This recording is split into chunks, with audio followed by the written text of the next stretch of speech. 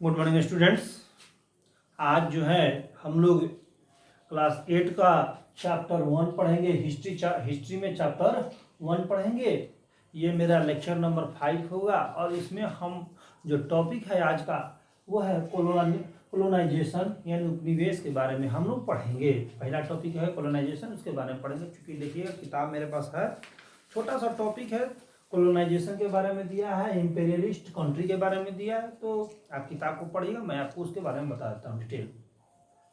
सबसे पहले हम जानेंगे कोलोनाइजेशन है क्या, कोलोनाइजेशन है क्या, उपनिवेश है क्या। तो इसके बारे में हम जानेंगे कि किसी एक भौगोलिक क्षेत्र के लोगों द्वारा, कोई एक भौगोलिक क्षेत्र का मतलब किसी एक देश के लोगों द्वारा किसी दूसरे भौगोलिक क्षेत्र में अपना उपनिवेश यानी उपनिवेश स्थापित करना, यानी कॉलोनी। उपनिवेश यानी कॉलोनी उपनिवेश के जस्ट बगल में देखिएगा कॉलोनी लिखा रहता है। कोलोनाइजेशन के जस्ट बगल में घेर के कॉलोनी लिखा रहता है। तो यानी उपनिवेश यानी कॉलोनी स्थापित करना। और यह सोचना, यह ध्यान में रखना कि यह एक बहुत अच्छा काम है। इसे ही हम लोग आपको उपनिवेशवाद या उपनिवेश कहते हैं। फिर से एक बार सुनिएगा, किसी एक भौगोलिक क्षेत्र के लोगों द्वारा किसी दूसरे भौगोलिक क्षेत्र में अपना कॉलोनी स्थापित करना यानी उपनिवेश स्थापित करना।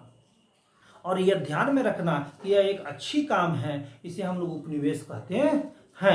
ठीक है ना। कोई एक देश अगर दूसरे देश में जाता है और अपनी कॉलोनी स्थापित करता है, उपनिवेश स्थापना करता है, तो कहीं ना कहीं ये सोचता है कि ये हम उससे ज़्यादा पावरफुल हैं। यानी एक शक्तिशाली राष्ट्र दूसरे राष्ट्र में अपना उपनिवेश स्थापित करता है, कॉलोनी स्थापित करता है, उसी को हम लोग उपनिवेश कहते हैं।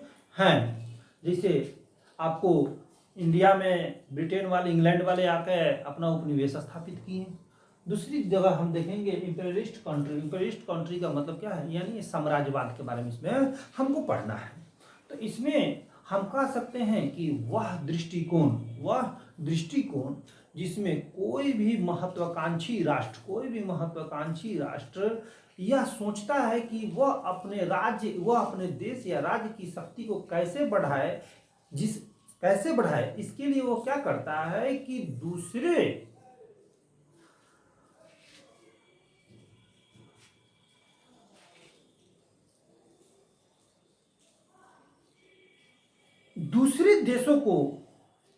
देशों के प्राकृतिक चीजों का वो शोषण करता है। फिर से सुनिएगा कि कोई भी महत्वाकांक्षी राष्ट्र अपने देश की शक्ति को बढ़ाने के लिए वो दूसरे के प्राकृतिक का शोधन करता है, दूसरे देश के प्राकृतिक का शोधन करता है, प्राकृतिक वस्तुओं का, प्राकृतिक जो नेचुरल रिसोर्सेज हैं उसका प्रयोग करता है। उस देश के आर्थिक, सामाजिक और राजनीतिक चीज़ों में अपना हस्तक्षेप करता है। इसको हम लोग साम्राज्यवाद यानी इंपीरियलिस्ट कंट्री के नाम से हम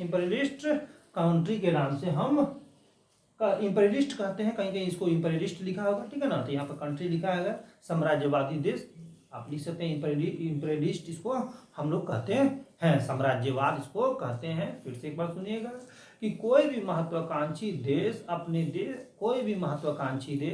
देश की शक्ति को बढ़ाने के लिए दूसरे देश के प्राकृतिक स्रोतों का प्रयोग करता है, वहाँ के राजनीतिक, आर्थिक, सांस्कृतिक और सामाजिक चीजों में अपना हस्तक्षेप करता है, उसी को हम लोग साम्राज्यवाद कहते हैं।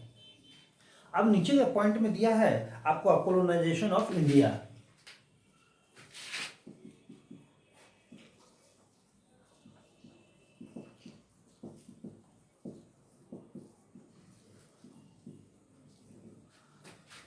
देखिएगा 3 नंबर पॉइंट है colonisation of India. 3 number point में आपको कहता है कि भारत में उपनिवेश स्थापित करना।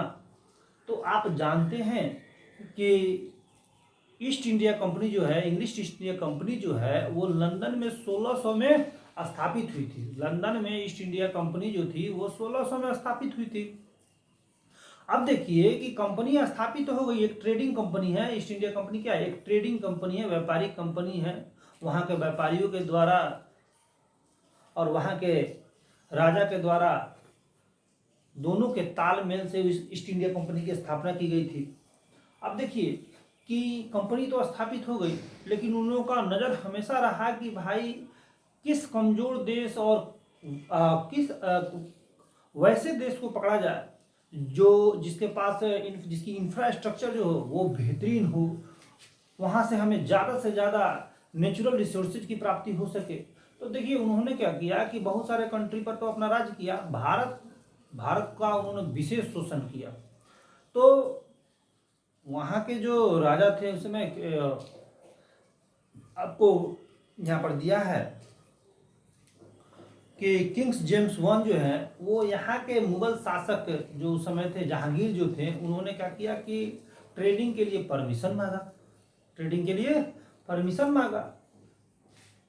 और इसके बाद का जो पॉइंट दिया है वो तो परमिशन मांगते हैं जागीर से, लेकिन मुगल शासन में ही जो लेटर मुगल हम कहते हैं आपको, औरंगजेब 1707 में मरा, तो 1707 के बाद जो शासक थे उसको हम लोग लेटर मुगल कहते हैं। तो इसमें एक फर्खसियार जो था वो लेटर मुगल था।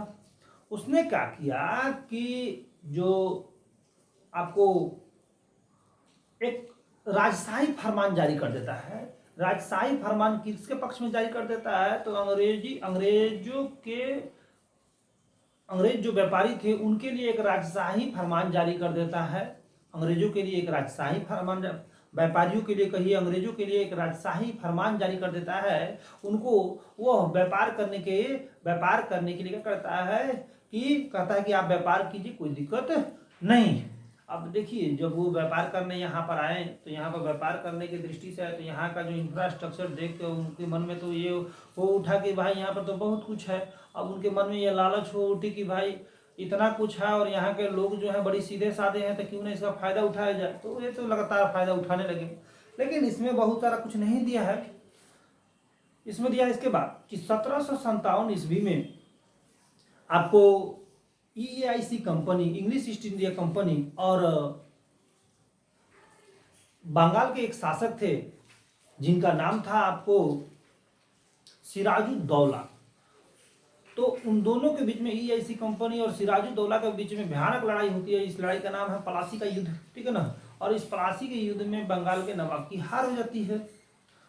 वहीं से क्या करते हैं ये लोग, तो उसके बाद से भारत को शोषण करना और शुरू कर देते हैं। यानी भारत के जितने भी भारत तो एक सब कॉन्टिनेंट है, तो इस सब कॉन्टिनेंट में जितने छोटे छोटे जो क्षेत्र थे उस समय, सब जगह इन्होंने क्या किया, अपना व्यापार स्थापित करने का कोशिश किया, सब जगह प्रवेश करने का कोशिश किया। उसके बाद से क्या होता है कि बहुत सारे जगहों पर इन्होंने अपना नियंत्रण स्थापित कर लिया। बहुत सारे युद्ध भी ये लड़ाई लड़े। यहाँ पर बहुत सारे शासक ऐसे थे जिन्होंने इनका विरुद्ध किया, इनको रोका, इनके विरुद्ध कार्रवाई किया। लेकिन ये बहुत पावरफुल थे, इनके पास मॉडर्न इक्विपमेंट थे, नई तकनीकी थे, न्यू आइडियाज थे। इस मॉडर्न इक्विपमेंट, न्यू आइडियाज के वजह से ये क्या करते थे, हारते नहीं थे। और उनकी जो पॉलिसी थी वो पॉलिसी ड्यूअल पॉलिसी थी जिसका वो भरपूर प्रयोग करते थे। तो 1757 से लेकर 1947 तक इन्होंने भारत पर राज्य किया। उसके बाद से जो है कि 1757 से लेकर 1947 तक इन्होंने 190 वर्षों तक राज्य किया। तो इस 190 वर्षों तक जो राज्य किए, इस 190 वर्षों में क्या चेंजिंग आई, इसके बाद जो है आपको ज्योग्राफिकल चेंज में हम लोग पढ़ेंगे अपने लेक्चर नंबर 6 में। Thank you.